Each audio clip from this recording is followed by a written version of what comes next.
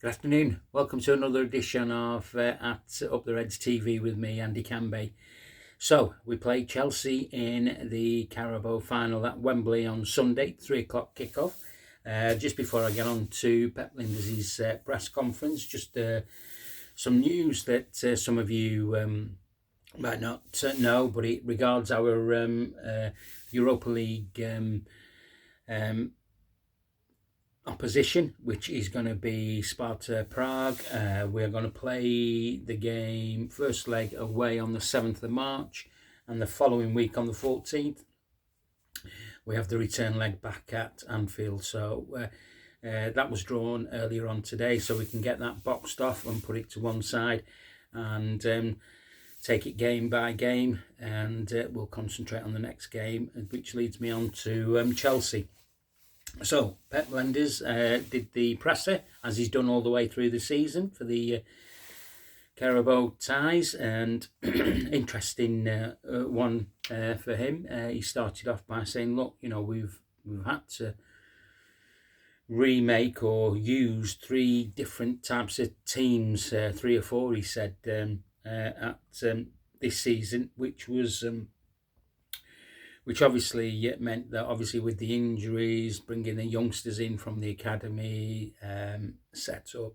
But the youngsters have already been there because they've been training pre-season and during the season with the first team. So they are coming in, shall we say, ready to go.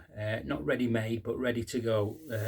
Ready-made means that, look, they're experienced, etc., but they're learning through every training session, every match that they do play. So he spoke about the last 10 years, about having a culture with homegrown academy players, which is really good, because if you look, Jurgen probably been here 9 years, and the academy is now producing players. I did say that this season the academy has...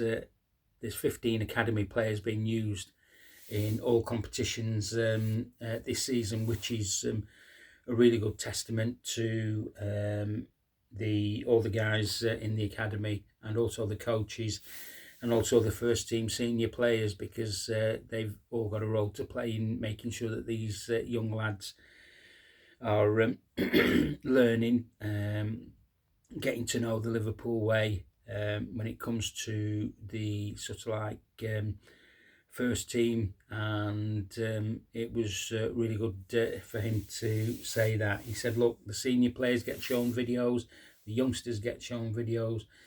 The culture of showing these is to make the senior players even better, make the youngsters even better, and that was really good. So I was really pleased that he was bigging everybody up on that. And so we should, because don't forget, we've got, 10, 11 first teamers out, and the young boys have stepped up and delivered. Okay, none of them have won any silverware, but do you know what? They can write their own history, can't they, on Sunday? They can start to win things, and for themselves, and keep this sort of like spirit of our club, as in we are made to win trophies. That's what Liverpool has been built up to do over the years, and that's what Pep alluded to, and I 100% agree with him. It's true what he says about them, So going on to Chelsea, he said we have to respect them as the opposition. We have to respect their strengths, and we have to get that sorted out. He mentioned the midfield. He mentioned Conor Gallagher, Caicedo, and the Argentinian. But we have to take care of our things ourselves, and he said it will be a sort of like a special performance by the lads on Sunday to get through the games. He said the games are always tight. Forget about the 4-1 at Anfield. They were going through a transition. They seem to have found their feet. He mentioned the City game last week, how well they did in that. And but I'm just sort of like, and the opinion that I've had all the time about Pochettino. Pochettino does get to finals, but he loses them. He's lost. Sorry, he's won 1 game out of 13 against any of Jurgen Klopp's teams. So, so I'm quite confident that we can do it, and we can do it over 90 minutes, no extra time, no penalties as we play. Is it on Wednesday, Southampton in the FA Cup? Which all ties are in midweek. But yeah, it's really good. On the injury front, Ali, Trent, Jota and Jones, they'll be back after the international break. Jota might be a bit longer, but Jones, out of those that I've named, will be the first one back in training, because he's just got a sore. He's got a sore ankle. I was just trying to think what he's in. There's so many injuries that we've got. You have to think what they've all got.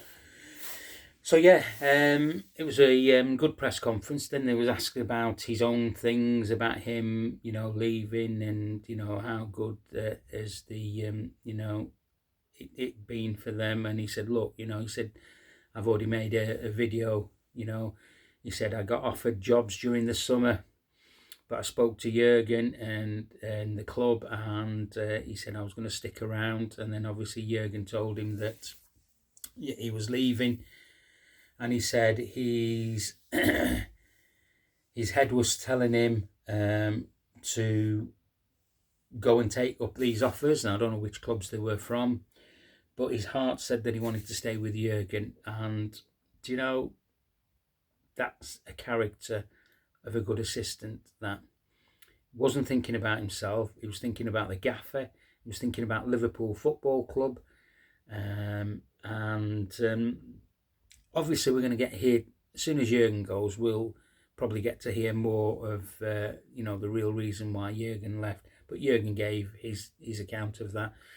I'm quite happy with that at the moment. I'm just looking forward to each game that we play, each press conference that Jurgen gives, each training session that Jurgen and Pep are on doing with the players. I mean, this squad has been unbelievable this season. They have had everything thrown at them.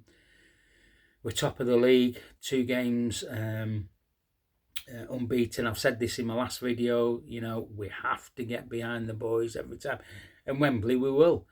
We don't call it Anfield of the South for no reason. We go there on a regular basis. So apart from last season, which was a blip, and we all know that. Okay, so that's all disappeared now. We've got a brand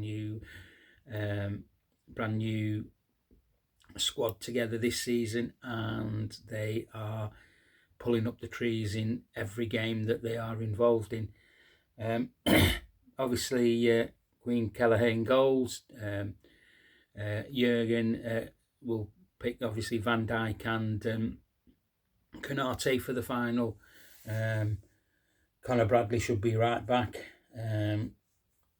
Robbo left back, and midfield I would imagine he'd pick the same midfield that he did against Luton. I thought Tim Gravenberg's had a good game in there, but McAllister and Endo, they, dare I say it, they're the best midfielders in the league. They have to be, because we're top of the league. They're they're creative, they're on the front foot, but they also do a lot of donkey work for the rest of the team.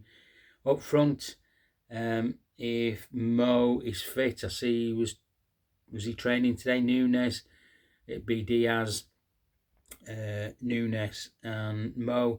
If that's not the case, Gapco had a good game.